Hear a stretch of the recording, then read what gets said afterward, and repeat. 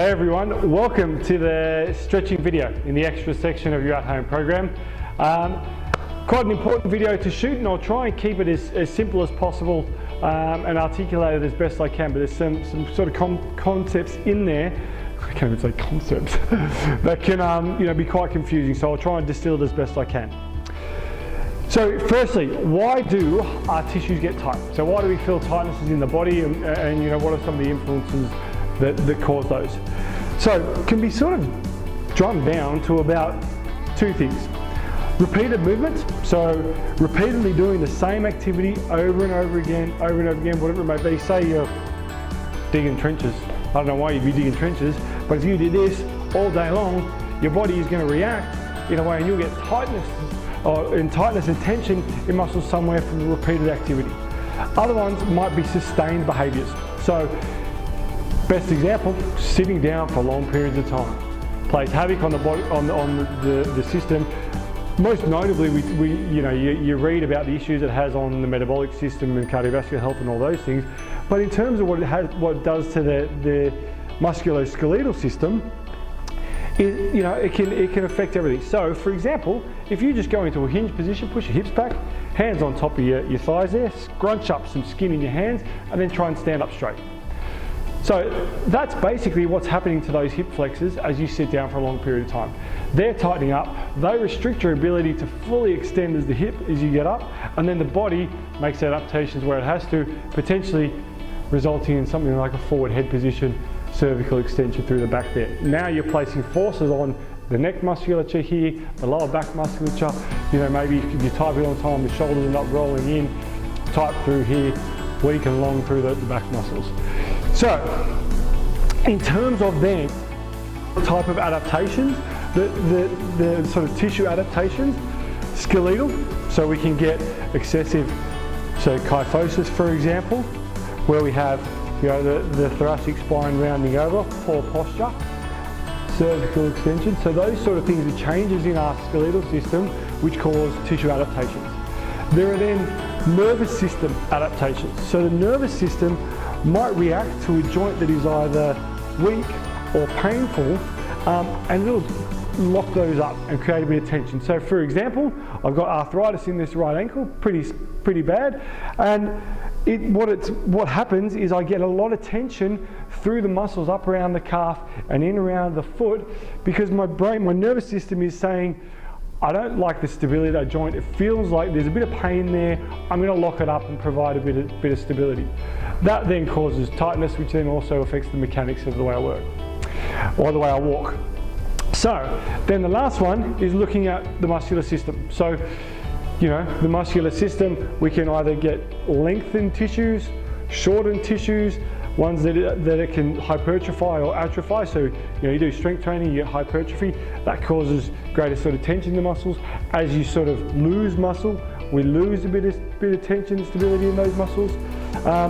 And then there's also changes in the muscular system in terms of our resting passive elongation. So for example, if you were lying down on the floor and I lifted one leg up passively and you allowed me to do that, the muscle tissue will prevent me from going any further at some point. That'll be different from person to person.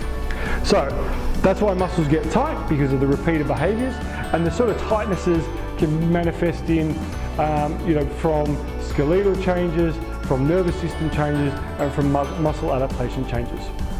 Now, when we feel those tightnesses, one of the most common things people will refer to is, static stretching. They go, got to stretch. I need a stretch, I need a stretch, I need a stretch.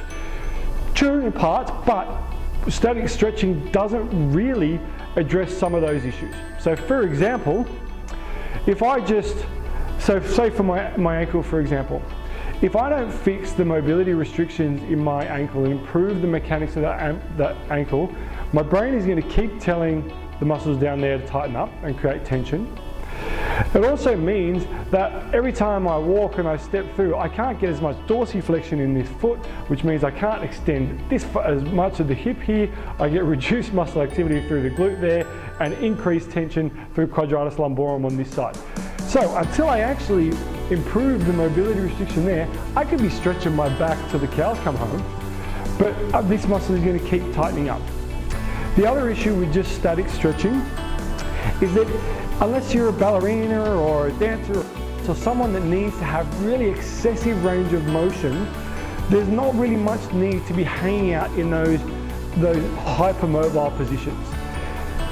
The issue with doing that is that general population, we may hang out in those positions and stretch those positions and lengthen the ligaments and the tissues around the joint, but we don't have necessarily the motor control or the strong mechanics to maintain stability in those positions. And that's where we come into trouble. So that brings me on to, so that static stretching, you know, good, yeah, there's plenty of research out there on the benefits of it, but for long periods of time and trying to really stretch out that joint without actually addressing some of the tightnesses in the tissues, there's not really that much point to it, as well as if we don't add some motor control strategies to it, there's once again, you know, we can do more harm than good actually. In terms of then mobility, so the stuff we do at the front of class, we're taking our joints through their full range, the controlled articular rotations, things like the foam roll, all that stuff. That is about actually trying to address some of the tightnesses in the muscle and release those. We move on to doing our sort of strength work and trying to increase our range of motion through a joint, but under static control and improve stability. There are different ways that we do that. So the smashing on the roller, for example. So what can happen with our muscles is we get, say you've got your skin, your ligaments, you know, your fascia, tendons, muscle belly, all that can get jammed up and stuck on one another and tucked in. So what we try and do is put some pressure in there and get into the deep layers of the muscle, really focusing on that breathing to try and relax some of that congestion and improve the way those fibers interact with each other. Other forms that we might use, so we might use, for example, you know, a ball to get into a little trigger point or some of those areas that are quite tense and really put some pressure in there. Use our breathing to try and tell the muscle to sort of relax and allow this extra sort of range that we can have in there.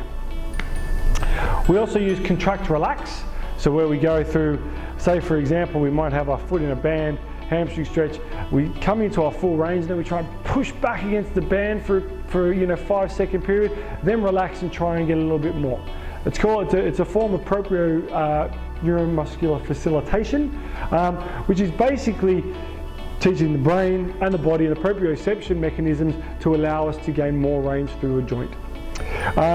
We might also do sort of the ones where we put some pressure into a joint, so we might be on the floor on the foam roller, pushing some pressure in and then doing some movement. That's similar to what's called ART or active release technique. Basically, just with all those fibers congested, as we move them around and putting pressure in there, we're just once again trying to create some movement and sliding sort of mobility through those surfaces. There's a couple other little techniques that I won't go into now. However, what you might be asking then is that why at the end of most of our sessions do we do some of this stretching work and we do some of this stuff. Now, controversial, it is not to improve the flexibility in your tissues. Okay, that's not really the aim of the game there. What you'll notice me saying quite often is, let's slow your breathing down, just get back to normal, relax a little bit, get your breathing rate down, heart rate down. Now, I mainly use that stretching at the end of the class as a bit of a cool down, rather than me just saying, righto, see you later, you're done, and having you just walk off without any wrap up, with the heart rate still up, you know, blood pumping. I'd rather we spend a bit of time slowing everything down. Stretching is a nice way just to feel like you're relaxing. You're only working 20-30 seconds. You're not really going to affect that much, you know, around the joint. But it's a nice way just to slow things down a bit. We're not doing anything that's going to harm the body. It's all about cool down, get back to your normal state, and just reflect on the work that you've just done. So, I hope that helps. It's a little bit sort of complex in terms of some of the detail there. But the focus should usually be, if you've got tightnesses around the body, is firstly addressing the mechanics. So look at, you know, the mechanics and the behaviours. What are we doing throughout the day that's causing that tightness? Are there different approaches to my movement that can affect the tightnesses in the body?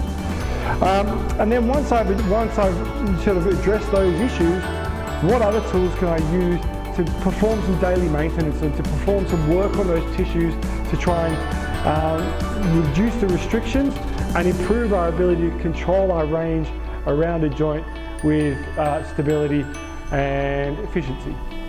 Okay, that's as crystal clear as I can make it. I can't say crystal clear either. Nice seeing you. I'll see you in the next video. Thanks.